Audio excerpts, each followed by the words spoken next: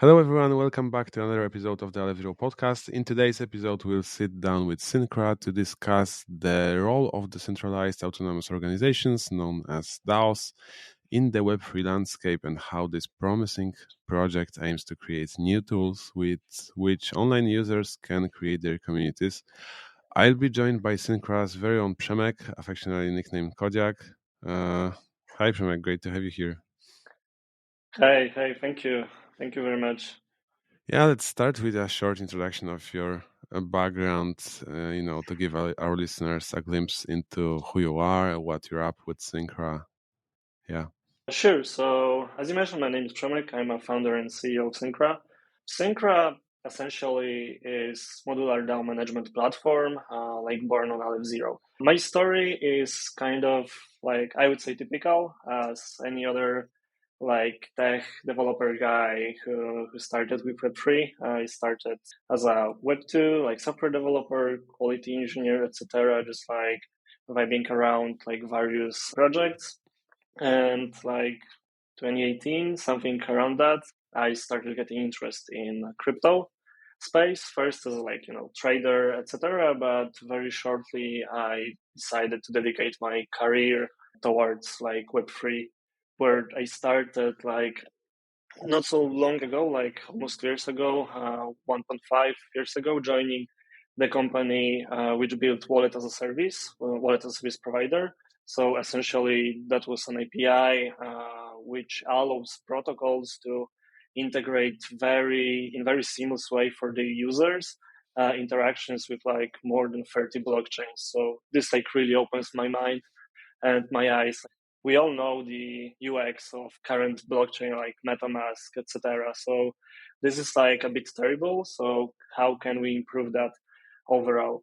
Besides that, I'm kind of well known by my friends as a hackathon freak. So I participated a lot in hackathons, and this is also the story of Syncra. Syncra project born on a hackathon last November, as far as I recall. Hakan Chain, first one, alongside Next Block Expo in Berlin. This is actually a bit of funny story because 2 days before hackathon, we had no tickets, no place to sleep, and we were not even sure if we are going there. And one day before we book everything, we decided, okay, let's go. And as you all know, Aleph Zero stands on Rust. And we had literally zero Rust knowledge. In the train at 4 a.m., we started researching how to develop on using Rust, etc. Start installing tooling. But 4 a.m. we spent 10 minutes and decided to go to sleep. So this was actually kind of funny because we went to a venue and started building. 2 days later, as far as I remember, this was the first day after Aleph revealed the liminal. So no documentation, no nothing. It's still undergoing in progress software. So literally almost the whole hackathon, we built the POC of Syncra, so private DAO with undisclosed voting, etc. But until 6 a.m., as far as I recall, with 10 a.m. deadline, we had no working product. We had to reverse engineer the liminal, and 7 a.m. Janek figured it out, and we were able, just to patch something, just do literally something just to make it work, present, and that way we secured first prize of the hackathon and first prize of Aleph, which resulted with us joining ecosystem funding program. And this is rest of the story, is the history, and we are here, right? 1 year after and building. Sounds like usual hacker story, but you're actually a good hacker. You can deliver things fast. And are you still up for new hackathons? I think you were also in several others for Aleph Zero in other teams. This was actually the second one, as far as I remember. The first one was if Warsaw, and right after in last year, I think at least 6-7 hackathons I have participated with various people. Usually just my friends, so we know each other. And we won almost all of them, or at least have some, second prize, something like that. I remember just one hackathon without a prize. So I can totally recommend people who are thinking like how to start your journey, or basically, if you're sufficient enough, you don't even have to be developer, because like product managers, even marketing is really important as a part of the team on hackathons. So, and now we have going Control Hack Zcash, right? So it's still time to join and maybe participate. Yeah. Didn't you actually sign up as a participant as well? I did, I did, but like reality verifies us, and basically decided to push some Syncra because we are closer and closer and just want to launch the mainnet. So we sign up, but then just decided, okay, next time. Okay, yeah, because I was wondering, shouldn't you be coding at this moment? Yeah, but anyways, thanks for that intro, and I think we can dive into the nitty gritty of today's topic. And starting with complete basics, if you could tell our listeners what are DAOs and why do they matter in the Web3 space after all? Yeah, sure.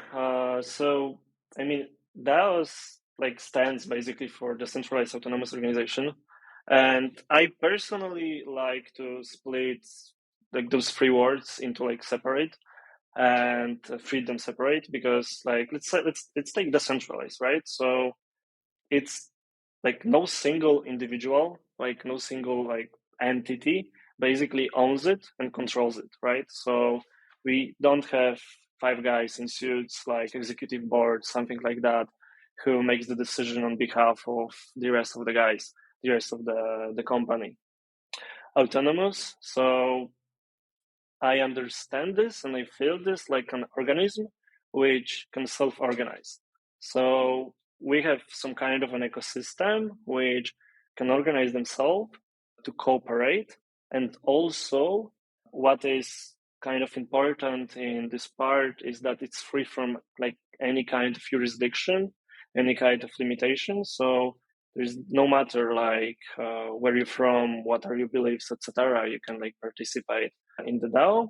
And the last one, organizations, is basically a group of people who shared a common like principle, common purpose, and organize themselves to like for that purpose. So we have like various DAOs on the markets, like starting from investment DAOs, where basically just a bunch of investors decided together that okay, we are shaping the DAO just for purpose of investments, because it's like way easier to like decide whatever you should or should not invest where you have like-minded people across you, and you just cooperate together, so you can serve like wider purpose of projects, and in that case like have couple eyes looking whatever this decision is okay-ish or not. Also, I like one sentence about DAOs I learned like a couple days ago, and that's DAOs are basically the collection of smart contracts, where companies are collections of legal contracts. So as an opposite, because as many as you most likely know, the DAOs and companies like DAOs are Web3 companies in particular. So many of like protocols are shaping them to basically direct the project in like very transparent and trust way in this case, because DAOs from its purpose, from like how are they built, are operating through smart contracts, and smart contracts literally is just like a bunch of code written with like some rules, some statements pushed through the blockchain, and it basically stands here. So this is like the contract, like everybody can go, can review, can read, can try to, let's say, hack, etc. And this is also the set of the rules how the DAO operates usually. Usually, basically how the DAO operates. And maybe like if you're interested how to participate in a DAO, usually it's based on the DAO, obviously, because we can have like token-based DAOs, we can have like wallet-based DAOs. This is like the bare minimum we support at this moment in Syncra. So basically, like usually it's token-based DAOs. So literally you just need to store some tokens on chain, and those tokens usually in proportion 1 to 1 means like how many votes you have in terms of like proposals. Because to govern a DAO now, it's happening through the proposals. Proposal itself is usually just a bunch of text describing whatever action we want to take. So let's say we have investment DAO, right? And we want to invest in some projects. Let's say Syncra.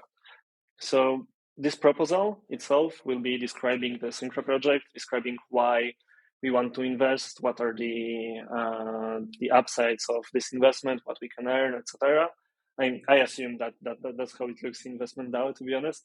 And then, like, all participants can basically vote wherever we should or should not invest. So if we are against, or if we are in this proposal, and also proposals can have actions, like is how we like in Syncra call the transactions which will happen after the proposal was successfully went successfully and was accepted.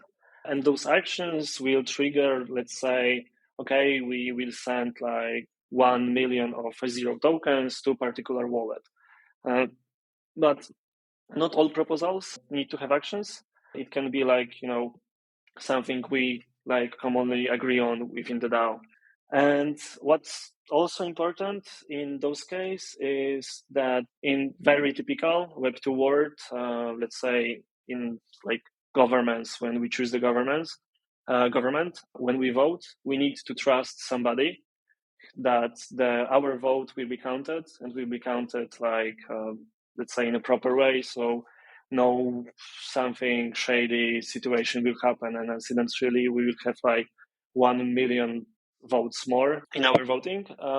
In terms of DAOs, because it's happening on chain, I mean, particularly in DAOs which are on chain, because we also can have off-chain DAOs, everything is basically trustless because everything is happening on chain. So the underlying network, the blockchain, whatever we write something on it, this will stay in the blockchain. So your vote will be transparent, but Syncra is working also in undisclosed voting. So we want to make possible to basically know that your vote happened on chain, but nobody can see how you vote. Because in the past, we had situations like A6WinZ, Uniswap, and Binance Smart Chain, where basically there was a proposal to deploy Uniswap on BSC network, and A6WinZ as like one of the major token holders blocked this. And basically just this company decided that, okay, we are not going there. And there was a lot of voices that the DAOs itself do not have sense in this case, etc. And a lot of people basically turns into A6WinZ as some bad actor here. And to be honest, like this is like a huge example, right? But we have smaller DAOs. So we have smaller DAOs where, let's say, people know each other, and then you want to vote against some proposal, but you're a bit of afraid that your friend will be mad at you, etc. So your decision is either you're trying your luck or you're using undisclosed voting possibility, and our voting is completely on chain but undisclosed. So we will know just the result at the end. And just to sum up, because I'm going into like various spaces, DAOs on chain are all into like transparency. So basically, all decisions, all proposals, and votes are publicly recorded on chain. It's all about immutability. So once the data is recorded, the data like cannot be altered or deleted. So this is like you're doing decision, you're putting this on chain, this stays here. About the security, because the blockchain decentralized nature and cryptographic security measures reduce the risk of potential fraud and manipulations. And if we take network like Bitcoin, okay, you heard most likely about 51% attack, but in reality, it's, I would say, almost impossible to even like make this happen, because I'm not sure like how much money you need to have to basically spin up the 20 servers, and like basically like how much space you need to own for that. And the last one is trustfulness. So there is no need to trust on any like kind of central authority or immediately, as the blockchain enforces the rules as written in smart contracts, and the decisions, so the actions can be executed by almost anybody, like how we code that. I hope I explained a bit how it works. Quite extensively, but this is a good thing. We actually know all ins and outs of that. But I actually wonder, why is community governance? Of course, I might have my own take on that, but I'm curious of what do you think about why is it crucial to have community governance, for developing the Web3 space? Yeah, of course. I mean, this is like, I like the case of like Delegators in that case, because let's take one of the projects. Like usually we as like investors, as basically crypto people, blockchain people, whatever we call ourselves, are involved in many projects, right? So it's like 10, 20, 30 projects owning some tokens, etc. Those tokens allows us to vote or stuff like that. And in the end, it's really hard to follow all the projects and be, as a government, we are living in one country and we following what our country is doing, whatever decisions we can be like more responsible in terms of deciding whatever person I'm voting. And when we have like a lot of projects, it's really hard to spend this time to vote on any proposal, to read in the details whenever this proposal is not like harmful for our protocol, and at the end decide whatever you support or not. So just say the democratic itself, it's really one of the like things you can believe will work, etc. But at the end, with people like that, as what I would do is, if I'm not like feeling that I'm knowledgeable enough for making the decision by myself, we can also always delegate our vote. So basically, if I'm in some DAO, I feel like there is like one person very active, which are doing the decisions very close to whatever I will do. So I feel his gut at the end. I can delegate our tokens to this person, and this person can make votes on my behalf. And this is actually, in my opinion, kind of crucial what we can do in the DAOs, because the worst part will be when the tokens and my votes basically will be unused, because at the end all the proposals has to reach some kind of quorum. So basically the percentage of the votes as a minimum which qualifies the proposal as valid. And at some kind, we need to reward people who are active. We reward people who vote. So I believe personally, if we make the process like smooth, we make the process rewarding for active people, at the end we will, because I assume your question is coming because like we can have some not really rational decisions, etc. So at the end, each person basically going through the proposals, etc., is checking whatever the proposal about is. And if we will have some unwanted actors, unwanted like malicious people, basically, so coming to the DAO, doing some proposal which will harm the DAO, he either needs to have majority in the tokens to vote for it, either like convince big amount of holders to vote for it. But I believe in this will be like really kind of edge case. I believe in most cases the people will decide, okay, this is harmful for us and this will affect our project we are believing. And let's be honest, in most projects we are investing, we are seeking for the token to raise up to earn some money. So at the end, if the decision can go into like we are losing some money on the market and the token will tank down, some people just won't do this and decided, okay, this is like harmful for us, so let's not go there. Yeah, so you become like a shareholder with voting power, but you don't have to be at a certain threshold. Exactly. This is like very good summary about that, to be honest. I always have a problem how to summarize in like one sentence whatever I'm trying to describe. Yeah. But the evolution of how we vote and how we make decisions, maybe it will move even further down. But of course, there's a hustle when it comes to setting up such a DAO, and this is also, of course, where you come in.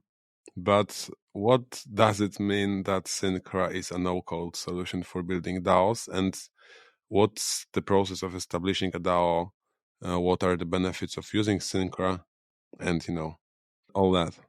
So let's maybe start like how typically setting up a DAO looks like. I mean, usually when you're a protocol, let's come from EVM-based networks because there is like more tooling available, etc.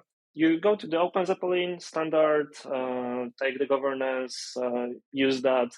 You can use some kind of a platform or basically just take the contract, build some kind of front end or integrate with your actual front end and start using that. But as I mentioned, it requires from you to allocate some kind of resources.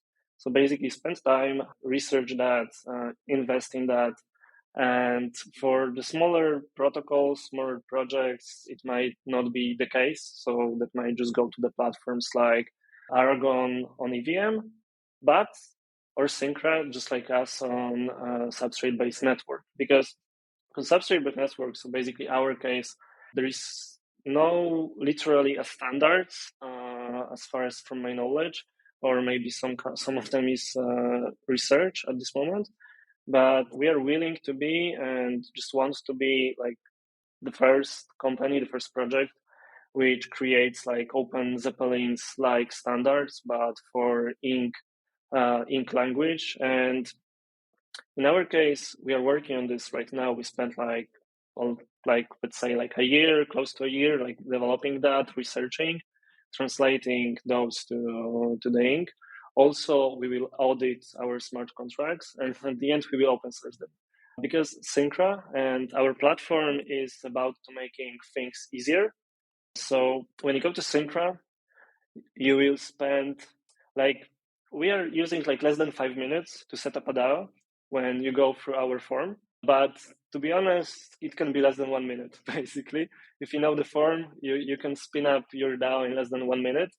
And our case is not that we own your DAO and you can just use this for our platform, but at the end, you have the full ownership. So you're using our platform as a itself like wizard, where you just go, fill up some details, deploy, and at the end, you're the owner of smart contracts and you're the owner of basically any module you will deploy at the end for the DAO. Because we in Syncra also believe in modularity. Like on the very beginning, we feel like most of the protocols will need some kind of a basic DAO, base DAO, simple DAO. So whatever you need is just like voting based on the token holder, Seeder wallet holder strategy. And later you can grow up your DAO. So we don't really want to put you in the situation where you have a lot of features, you can like use anything, but you don't have to, etc., and just overrun you. We really want to make this really easy to grow up your DAO within a time with how your protocol is evolving. So first, you're like owner of your DAO. Like our target architecture means all the information about proposals, etc., will be stored on APFS, so purely decentralized. And we are going into like the way that there is no, I mean, as decentralized as possible, but also having in mind that on EVM, we won't go like that because the costs will be like high storing information. But on Aleph Zero, this is like not a huge problem. Of course, we don't really want to flood the blockchain, so we are like making decisions whether this data should be stored on IPFS or in smart contract. But at the end, the aim is to be as decentralized as possible. So going into that, so we feel like the value proposition here is purely make things simple, make things like easy, basically for everybody, because the goal is to explain as much as possible, like whatever the fields are meaning, etc., just to everybody be able to operate, like have, let's say, the DAO, even with small group of friends, etc. We also like researching how to target Web2 companies at the end, but we can talk later about the regulations, how it works, how I believe like the transition shift will happen. And also we are going into customization. So as I mentioned, you will deploy like very simple DAO, but going through the proposals, you can in like one proposal expand your DAO to use any amount of modules you're willing, so like treasury management, undisclosed voting, etc., etc. So at the end, we are believing in the case that you will grow, the DAO will grow, everything will grow, and you will save a lot of money from custom development where you use our platform, because you won't need to allocate resources, etc. And also because we are going into a really modular way, we are preparing the solution for really custom strategies for DAOs. So wherever you like not fitting into what we prepared, you can prepare something on your own. So, just like really small chunk of the code, really small chunk basically of the whole like DAO ecosystem. Deploy that, use that in your DAO, and you also will be good to go. Of course, there is like a bit of downside. We will have some subscription-based pricing, but we are researching that, and it's still like under research. So I won't really disclose more information about that. But yeah, in the end, we believe like making the UX really, really, really good can help like a lot of protocols in the end. Is it possible to actually facilitate the propositions within Syncra, or should you do it outside of it? Propositions? What do you mean exactly? Like what people are voting for, the proposals. Yeah, maybe this is the better word. Yeah, yeah, exactly. I mean, in Syncra itself is. So it's not only about setting it up, but also managing it. Yeah. Yeah, no, sorry. So I didn't tell like exactly what are we. I mean, the basically grant coming is okay. You can deploy your DAO, but also you can operate, because like the whole platform basically allows you to create proposals, vote on them, add actions, customize it. Also, at the end, we want to integrate like a zero ID, etc. So allow people to really customize their visibility. So also use the subdomains, and they can host on their own domains like our platform. So it's like all in one, either DAO as a service platform, which basically just besides the deployment allows you to operate completely your DAO with the platform. Also like supporting the custom things the protocols want to build on their own. Like actually, one of the custom things is which we will be doing is working with Kinsu. Like Steven and his team is like really amazing. He said the same about you. We just like each other. So working with Kinsu to leverage the liquid staking and allow people to use their stake tokens, like liquid tokens, on the platform to vote, etc. So this is like huge step for us to like customize this experience and for the ecosystem synergy. So like work with all the protocols, etc. Like try to be somewhere in the middle, and like one of our principles is to serve. So basically help them grow their business. Okay, and you actually mentioned that you hold the data in IPFS because on AlfZero it's not that expensive. But what other characteristics of AlfZero are you utilizing in Syncra? Like the main goal, and of course, is the liminal. So we are like strongly wants to like leverage the possibilities here to prepare and disclose voting, and we are user to like allow them to maintain the privacy in terms of how they want to make the decisions. We really love like how basically AlfZero like stood out in terms of pushing like ZK knowledge, and like the chain also is extremely fast, extremely performant. The whole team is like amazing. I can say like cooperating is like very smooth, and whatever we need or have some questions is easy. And at the end also like the decentralize of the whole network, so the amount of like validators basically is kind of huge when you compare to other chains, so which like really makes it decentralized. So at the end we are like feeling that AlfZero is the home which gives us all the necessary like toys we will use at the end, so like liminal, etc., and also serves all the purposes that it will allow us to push, like having the DAO truly decentralized without any like backend database somewhere storing the DAO name, DAO description, like some social links, so like a very literally basic stuff.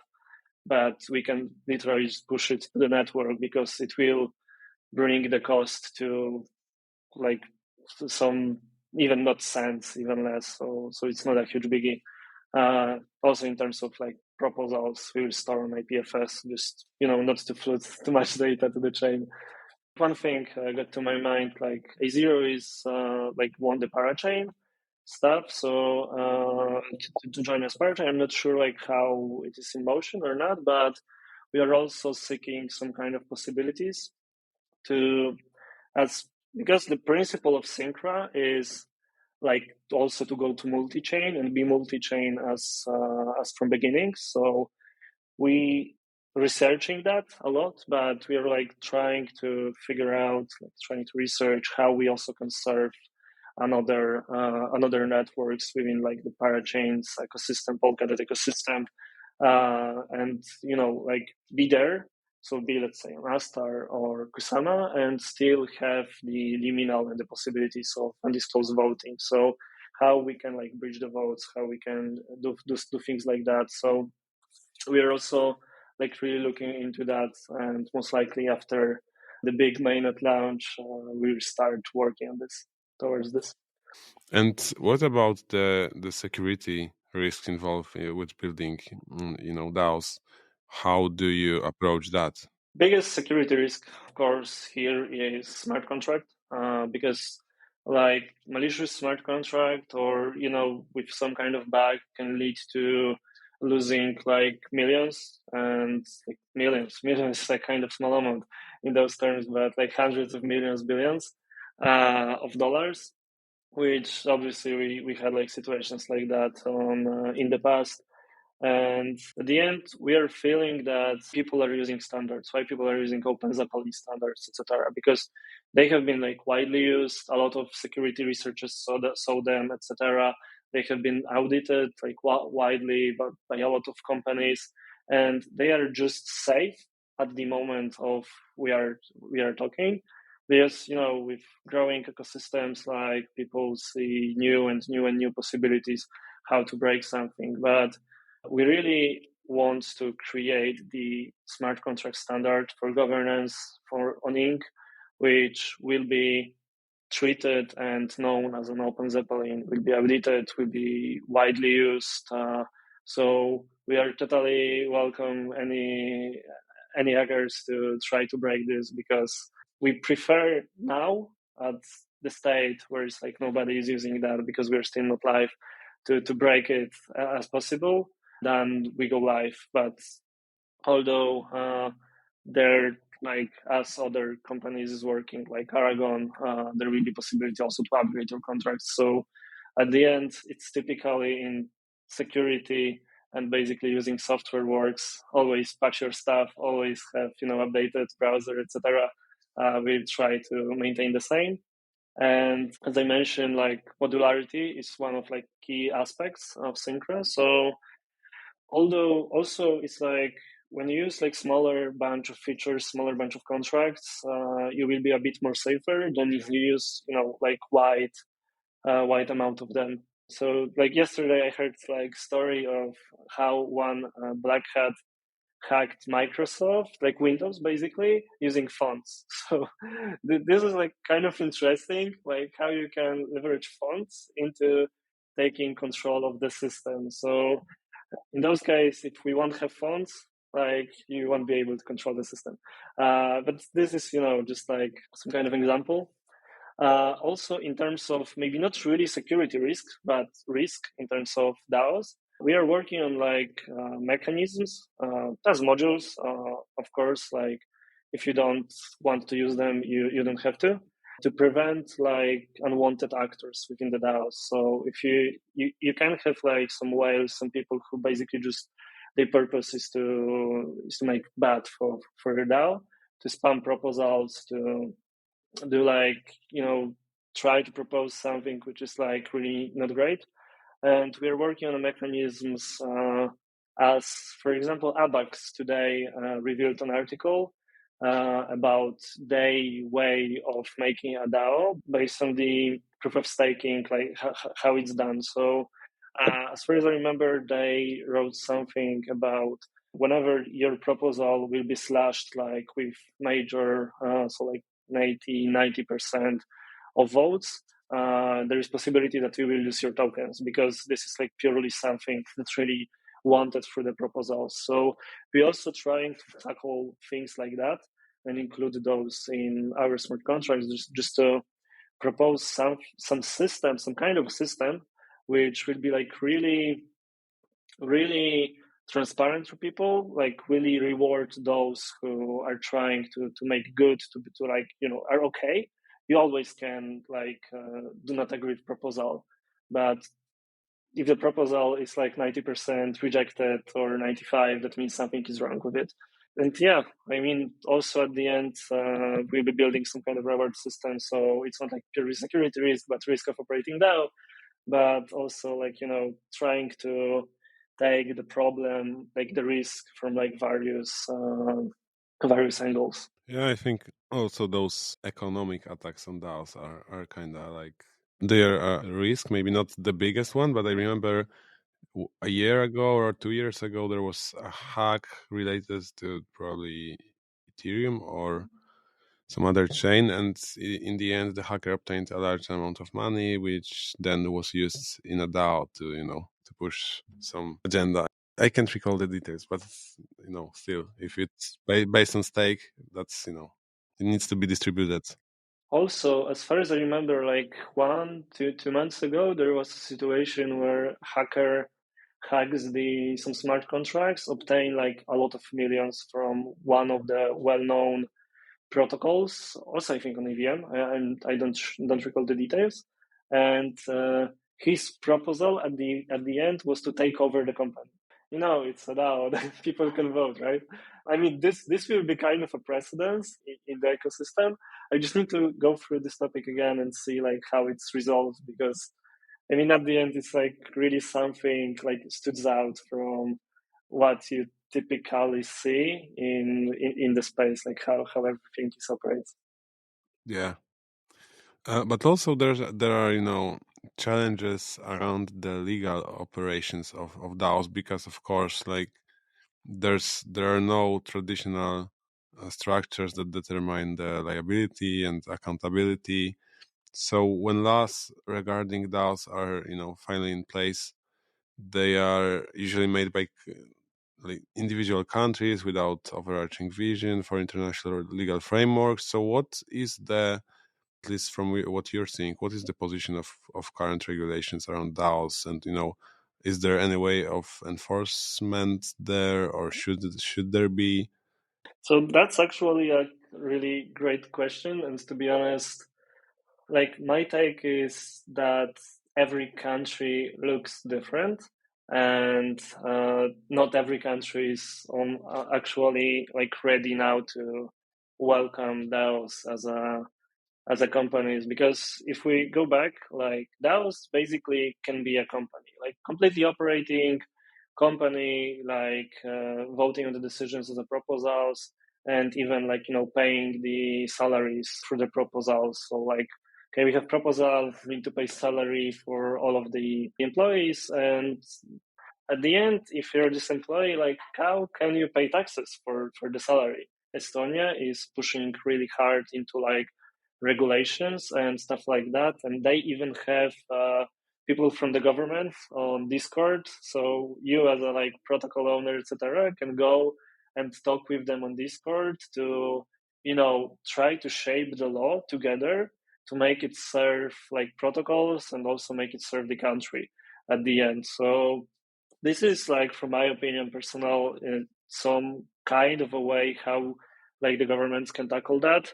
Also, as far as I remember, there is in US, there is in one state, there is some kind of company like LLC, where DAOs can register as a legal and operate in like purely legal jurisdiction. But at the end, I'm totally not sure how it works, and I assume it's something like that fresh that not many people also understands that. So let's be honest. At this moment, by compliant side, I don't think we are ready. Like a lot of countries are experimenting with some kind of a law. There's MiCA coming, etc. So the Web3 market needs regulation to start operating more and more mature. Where like I believe at least after like 2, 3, 5 years, we'll be able to have DAO registered as a company, operate, etc. But at this moment, I'm not even sure if besides this US state, you can operate DAO as a company. But I totally vote for that, and I feel like the regulations, like we need those to grow the whole ecosystem, the whole market at the end. So sorry that I can't really answer your question, but it's something. Yeah, there's no clear answer, so it's just a matter of probably being aware of what is happening in different parts of the world. Yeah, like we also like trying to figure out the jurisdiction and all other jurisdiction. Like each jurisdiction works different way. Like each country decide to operate. So at the end, I feel like in the future we can have situations like one company which is registered in one country, so like DAO registered in one country is treated as a company, but if you want to like sell something to the other country, you won't be recognized as a legal entity or something. So it's like until we go for this globally and take some like global decisions of coming this to an end, coming this into legal and treating this properly. Yeah, I like this take that crypto is kind of like a nation state with its own currencies. So while you are still in this nation state, you're all good. But beyond that, when you want to interact with the real world, this is probably where the most challenge is. Or of course, if a hack happens and you want to make someone accountable for that, and if it was a DAO, then it would be good to actually be able to find and prosecute such bad actors if that's possible. Yeah, at the end, it's like a really good question because you operate as a DAO, right? And like most of us trying to be like anonymous in the space. So there is just a bunch of letters and numbers like before people. And you can always create new wallets and just not dox yourself, be like fully anonymous. And then if you want to operate in a DAO, like in terms of like government, you should be able to do this or not, or you should be like fully KYC, etc., just to, some authority in terms of you will make something illegal can like find you basically, because at this moment is like a bit of Westworld where you can do anything and it's really hard to find you. So I mean, many people can disagree with that, but I think like when the regulations come, we won't have that much anonymity also in the market. Of course, we will be able to have them to store those, but the solutions like liminal, etc., allowing us to private vote, etc., will be widely used and will be like really needed on the markets because we still, even if our identity will be revealed, wants to keep some kind of anonymity. Yeah, you can be a known actor, but your actions don't have to be known, unless there's some enforcement on waiting for you. All right, so as we touched upon probably all the questions I had, the last one is: what are Syncra's plans for 2024 and beyond? So the 23 was all about building, learning, and growing us as a team with the knowledge about DAOs, etc. Because all of us is like tech-based people. we learn business, we learn DAOs, we learn the space. And like 24 is all about mainnet launch, actually. I mean, my personal goal and how I see this year is that we will launch to the mainnet, we will grow the team, we will finally reveal our tokenomics, stuff like that. So we will finally like set up this business to operate like full time as a proper company, etc. So yeah, this is the goal, because even like for now we like didn't have any fundraising round, so we basically built this using our own own workforce, etc. Just like very tiny team of 4 people, and you know, we want to grow the team. We want to go to wider markets, more networks, go multi-chain, go across the ecosystems, and yeah, that's basically the main goal. And one of like the smaller points is just to integrate another chain and be like fully fully multi-chain, because now it's like purely the workforce towards mainnet launch, and then we can start working on like another modules, stakes, and the decisions. Do you want to Syncra be governed by a DAO or not? It most likely be like that. It most likely be like that. We will be a DAO. We didn't disclose that, so that's something first time we are telling. But yeah, most likely will happen like that, and we'll be also DAO deciding on the future of the platform through the governance. Nice. All right. I'm glad that I asked that. Okay, so that's a wrap. And thank you very much for joining us and sharing insights on the DAOs. Thank you for being invited. It was really great to talk to you. Likewise. I'm sure we'll see you here again as Syncra, takes off on the mainnet. Thanks to all the listeners who joined. As always, subscribe to the Aleph Zero Podcast. Stay up to date on all things happening in the Aleph Zero ecosystem. And yeah, see you around.